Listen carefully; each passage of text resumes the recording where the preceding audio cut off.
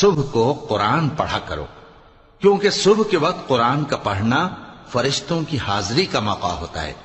اور بعض حصہ شب میں بیدار ہوا کرو اور تہجد کی نماز پڑھا کرو، یہ شب خیزی تمہارے لیے ایک اضافی عمل ہے۔ امید ہے کہ اللہ تم کو مقام محمود پر فائز فرمائے۔ اور کہو کہ اے پروردگار، مجھے مدینے میں اچھی طرح داخل کیجو اور مکے سے اچھی طرح نکالیو، اور اپنے ہاں سے زور و قوت کو میرا مددگار بنائیو، اور کہہ دو کہ حق آ گیا اور باطل نابود ہو گیا، بے شک باطل نابود ہونے والا ہے۔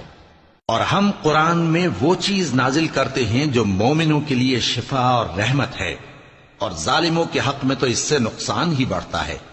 اور جب ہم انسان کو نعمت بخشتے ہیں تو روح گرداں ہو جاتا ہے اور پہلو پھیر لیتا ہے، اور جب اسے سختی پہنچتی ہے تو نا امید ہو جاتا ہے۔